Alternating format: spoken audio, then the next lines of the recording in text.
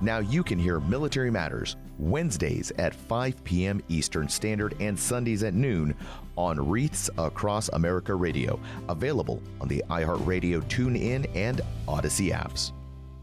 This episode is brought to you by Homes for Our Troops, a nonprofit helping build and donate homes to injured post 9/11 veterans. Visit hfotusa.org for more information. And welcome to Military Matters Fast Take. I'm Rod Rodriguez. I'm Jack Murphy.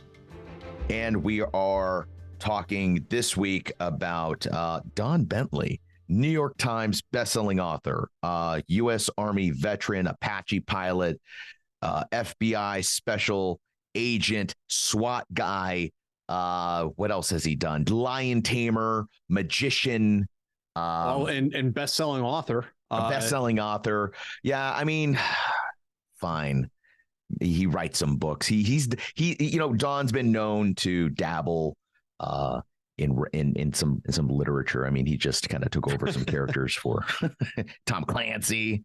And I feel bad because I haven't read any of his books. I'm usually very diligent about reading the books of authors that I interview.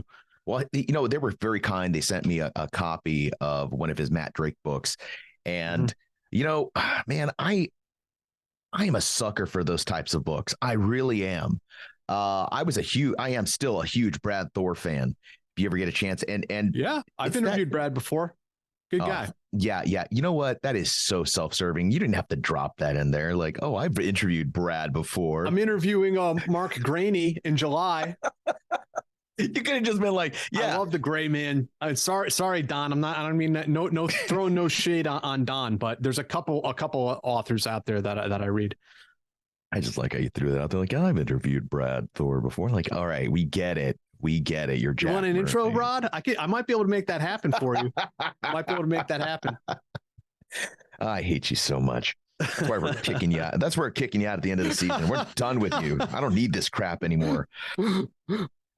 So yeah, what's funny is, I've actually known Don for several years, and I really didn't explore that in the interview because this doesn't have to be about Rod. This should be about Don, and he's an extraordinary person. One of the smartest people that I've met. And that's something that I think is, it's very prominent in folks like him, the guys that go and become special agents and pilots, and they're so good at all these things is because they're extraordinarily bright people. And I met Don when I was a young buck. I just did my first 10 years in the Army, and I'd gotten out, and I thought I knew everything. I thought I knew about the Army and the intel, and I knew what I was doing, folks. Just get out of my way. And then I met Don Bentley, and it was like, oh, Rod, you don't know anything at all. He had the office next to mine, and I had the the distinct pleasure of getting talked to by Don a couple of times. What the F is wrong with you? You screwed this up. You did this wrong. I'm like, oh yeah. Oh, damn. And Don, God bless him, he's such a good person. He was always so respectful, but he was that kind of guy that would correct you, but he never just said, you suck, go do better. Because I've had leaders like that before. It was more like, okay, you screwed this up. Let me show you how to do this correctly. And I didn't know anything about business and business development. I was just so wet around the ears when it came to a lot of the civilian business stuff. And, he's so good at this. And one day I remember I asked him, Don, how long have you been doing this, man? Cause he's like, for a year. I'm sorry, what? Yeah, I haven't been doing that long. What have you done before this? And that's when he laid down his career for me. And I was like, holy smokes. But what was funny was, we had a conversation years and years ago, and he was telling me about this fascination he has with writing. And he's like, I'm writing a novel. I'm writing my first book. And he's telling me about this, and he's telling a bunch of us in the room. He's like, yeah, I'm really excited. I'm getting into this. And I was like, oh, wow. How many people say they're going to write a book and then don't, right? Yeah. I'm one of them. I was like, oh, I would love to write a book about X, Y, and Z. Never wrote a book. Jack Murphy wrote his book and then hasn't written anything else of substance. Well, excuse me, sir. I write all the goddamn time for several outlets. I just haven't written another book yet. See, you're one of those guys. The Great American Novel coming soon from Jack Murphy. But I already wrote 4 Great American novels. Have you know? You have. Jack Murphy can be added to the list. I have tens of readers, Rod. Literally tens of readers. You're just, hey man, all we need is that one guy to read your book and be like, Amazon Prime series, bam. Yeah, here's $150 million to dump into some dumb project that goes nowhere. But hey, as long as the check clears the bank, I don't care. That's all that matters. Who cares if Seth Rogen's playing a Green Beret CIA ground branch guy? I don't care. Yeah, I love it. I mean, even like Mark Graney's novel, The Gray Man, it's a great novel, but they turned it into a terrible Netflix movie. Oh my God. It's just so bad. I heard it was not good. But look, man, it got Mark paid, I bet, and it enables him to continue writing these novels that, doing what he loves and writing some really good books. So, yeah, what do I care? 100%.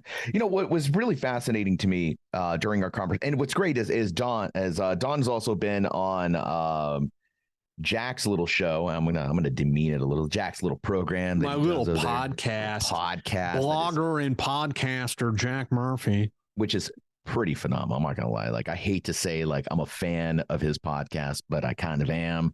All right, he's got some really cool guests, and one of them was Don Bentley. And what's great about talking to Don is he gives you a lot of insight into his process. And I know that sounds almost pretentious, like the process of writing, but what I have always appreciated about Don's writing, and it's evident when you read a Matt Drake series of book, is that he's honest to the reader, but he's also honest to the people that he's writing about. And on the show, I remember he said, people ask him all the time, are you Matt Drake? And he said, no, I'm not Matt Drake, but I've been in the same room with him. And he's talking about the SEALs, the Green Berets, the Rangers, the Delta guys, the HRT guys that he's worked with, that he's sat in the same room, and people that he's interviewed to make sure that what he's writing makes sense. And he stays true to those people as well. So of course he's going to bend, reality a little bit. Yeah. You got to amp it up a little bit for, he was, he mentioned our mutual friend, Jason Beefley, an SMU Sergeant Major. And during our interview, he mentions like, hey, his character is going to do a hey-ho jump to go meet with an asset. And he's talking to Jason about it. And Jason's like, we would never just send one guy, right? Like, that's not how this would work. He's like, yeah. But is the story good? He goes, yeah, the story's good. That's all that matters. All that matters. But would this work this way? How does a hey-ho jump look? What does it feel like? What's something that this character would be looking for or being aware of during this jump? Now, the thing is, Tom Clancy never served. Some of these very famous authors that we are very familiar with, the books and characters, some of these people never served, but they did a lot of research. You'd be amazed that you kids out there may not know what a library card is, but it was our passport to knowledge. And that's what these guys did. They went out and read all these books, did interviews with folks that have actually done it. And that's why these books have the gravity that they have. It's not just some dude making it up. And I like that. I think this is where leadership and folks in decision-making positions, I believe, should be reading books like this. They should be reading Tom Clancy. They should be reading Matt Drake and Brad Thor books, but with a certain clarity. Not that this is like, these are plausible plots, but kind of like G2ing these plots. Like, well, if that were real, how would you handle that? How would you realistically use the assets that you have to approach those situations? Not necessarily believe that some of these plots are even feasible, like the Lions of Lucerne, Brad Thor, probably not that plausible, but a terrorist threat, assets being killed, these plots, these things do happen. Jack, as somebody who's written fiction and a reporter who reports on nonfiction, do you find any value in reading these fictional books when you're a decision maker or a person in a position that might need their imagination? Well, I mean, there are definitely some novels that are like written clearly to try to like influence policymakers. Like, if we go to war with China, this is what it'll look like. And it's to try to like sensitize people to the subject. There was a book that came out like about 20 years ago now. I'm trying to remember. I think it's called like 1 Second After. And it was basically what if an EMP went off in like near orbit over America and knocked out 80-90% of our electronics. And that was written, I think a congressman wrote the forward to the book or something like that. And I mean, it turns out to be kind of bullshit. Like EMPs aren't really going to work that way if they go off. But anyway, it was clearly designed to influence policy. I think with novels, so particularly if you're writing like genre fiction, I think you have to be a little careful about not getting too pretentious about like my work of art and I'm influencing policy and all this sort of stuff. I mean, primarily you're writing the book because you want to like entertain the person, entertain people, and you want to, or at least I want to give them something they've never seen before, they've never thought of before. Like, holy shit, that's crazy. Like, imagine if that happened. And maybe there is some value in that. And getting people to consider the unexpected or think differently about national security. I mean, I do think even in genre fiction, there's a potential to weave certain ideas or threads in there to get people to actually think. I don't think just because you're writing a genre novel means that it has to be total fluff, right? There can be some content in there. You just have to manage maybe like your expectations. You just don't want to preach to the audience, right? You don't want to badger them over the beat them over the head, particularly with politics, which is probably not why they're reading the book. Well, it's also a situation where I think some policymakers can't separate fact from fiction. Yes. So it's like, well, why can't we just send a team of Green Berets out there and just kill this dude? They just backflip over triple strand concertina wire, and yeah. Senator, it doesn't work that way. What do you mean it don't work that way? Tactical nukes. What are options? Like, whoa. No. That we don't have a what's Clancy's main character? Jack Ryan. We don't have a real Jack Ryan. The closest we got is Jack Murphy, and trust me, you don't want to send him anywhere. Got to be careful how you use that guy. Yeah, just completely gasoline to the fire, sir. This is not going to end well. But I think, you're right that there's fiction does create, I think, even up to including policymakers, sometimes like kind of absurd ideas about military or espionage capabilities. And like, there's a lot of time and resources that have to get dumped into that stuff. Like even to run a special op, like a special operations mission, not covertly, like just an overt special ops mission, like a bin Laden raid or something like that, whatever the case may be. Like, man, we have to deploy like half of the freaking Air Force to do some of those ops. I mean, it takes a lot of people and a lot of aircraft and a lot of logistics. Like I did a story recently that includes some stuff about the recent evacuation from Sudan. And it was pretty easy to get all the JSOC package, the guys who were on standby, get them all over there. But to get all the enablers and all the aircraft we needed for the mission, it took like a week. Oh, yeah. Yeah. Yeah. It's not a situation where in the books are like, we'll be there in 72 hours, sir. Or that the protagonist has real-time ISR overhead in every place he goes, that there's real-time intel, and like he needs like something like hacked into, he can just pick up a cell phone, be like, oh, I need this, and this, and then like they give him a name and an address. Like, yeah, it like almost never works like that. Can you imagine in real life, they're like, I need the name and address of so-and-so. Like, okay, so what I need you to do is submit that in a form. In triplicate. It's going to be in your email. And then, do you have your zipper token with you? Oh, you don't? Oh, God. Okay, so you'll have it in about 3 weeks. Like 3 weeks? Oh, yeah. That's the boring part. Nobody wants to hear about. Like the reality of like you mentioned, a high altitude low opening or a high altitude high opening jump. the reality of those, like jumping at night on an unmarked drop zone is like pretty dicey. It's not that we can't do it. We can do it. But like one guy, former Delta Force Sergeant Major was once telling me about this mission. The mission was called, it was like Operation Angry Hornet or something like that. And they ended up calling it Angry Squadron because they kept canking the mission so many times. And it was going to be either a troop or a squadron level military freefall jump in Afghanistan. But they just came to the conclusion, like the winds were so high, you'd have a squadron spread out over this entire valley. It just wasn't something feasible. So I mean, yeah, those things are much more difficult to execute than you might think from the movies. And I think there's something to be said about the public too. Decision makers are one thing, but there's this idea that the public has about the reach of our government, the abilities of our military. Like if you wanted ISIS destroyed, you just send Bruce Willis and to be done in like 24 hours, right? Like what's the problem? Or Jade Helm, they see all these like SF guys, they're moving around like, oh, it's martial law, it's happening, and it's like, no, do you understand how difficult like that would be? Like it doesn't work that way.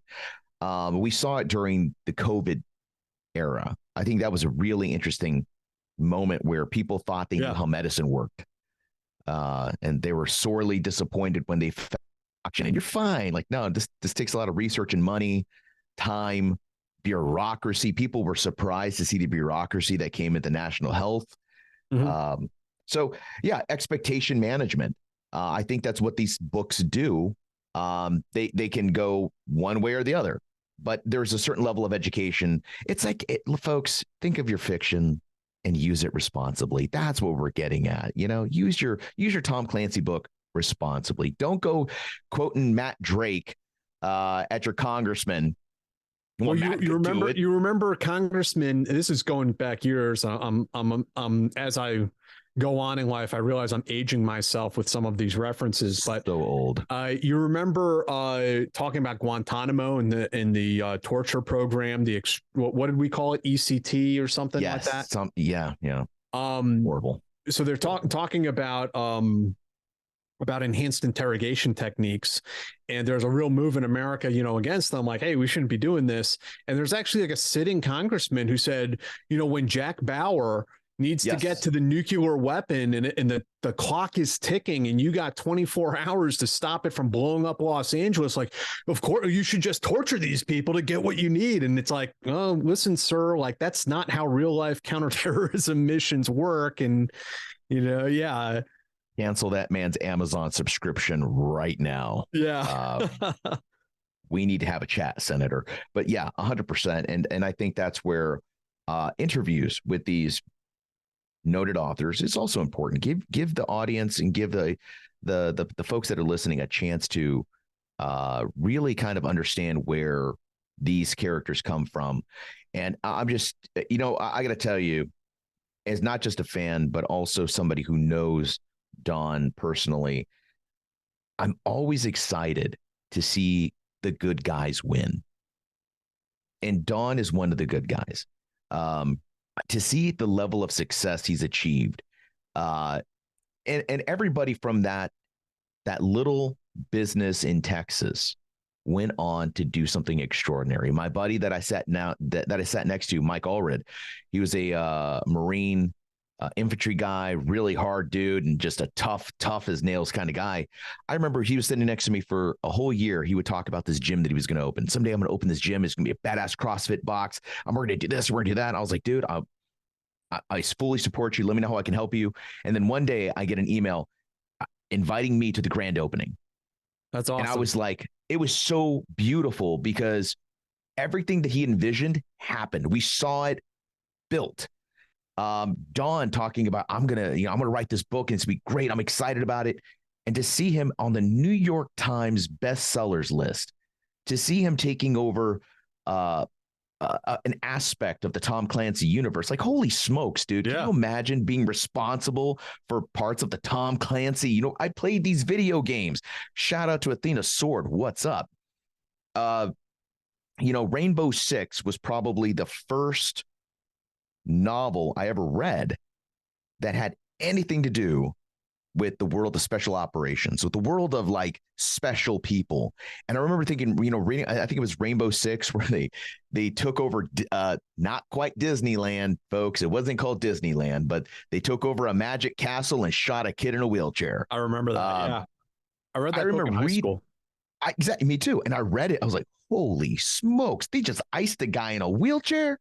Dope. And here come the counter-terror guys, and they're doing their thing. It's just exciting to see. It's exciting to see people win. Yeah, that I think are good dudes. So I want to thank Don Bentley again for taking time to talk with me, and I'm just so excited for his success. He's got some new books coming out, so make sure you guys go and check out the website. It's on the show notes. I don't want to give you the wrong one off the top of my head because I think it's donbentley.books.com, but I don't remember. I don't have my other screen up right now. Jack's quickly searching through the interwebs. The screen is illuminated. His face. You want me to find you? It's donbentley.books.com. Bam. You hear that, folks? donbentley.books.com. Old Rod isn't quite senile yet. donbentley.books.com. Go check that out. All his books are available. His new book is Forgotten War, now available. Boom. There you go, folks. The question is, why haven't you picked yourself up a Don Bentley book? Go check it out. And while you're at it, don't forget to stop by the bargain bin, pick up Jack Murphy's book. You probably get 2 for 1. Throwing shade at it. This is such BS. I haven't written a goddamn thing. I'm just going to throw shade at the guy that's written a bunch of books. But yeah, that's what I do. All right, folks, that's it. That's it for us. That's it for me. We will see you at the next episode. This episode was brought to you by Homes for Our Troops, a nonprofit helping build and donate homes to injured post 9/11 veterans. Visit hfotusa.org for more information. Now you can hear Military Matters Wednesdays at 5 p.m. Eastern Standard and Sundays at noon on Wreaths Across America Radio, available on the iHeart Radio, TuneIn and Audacy apps.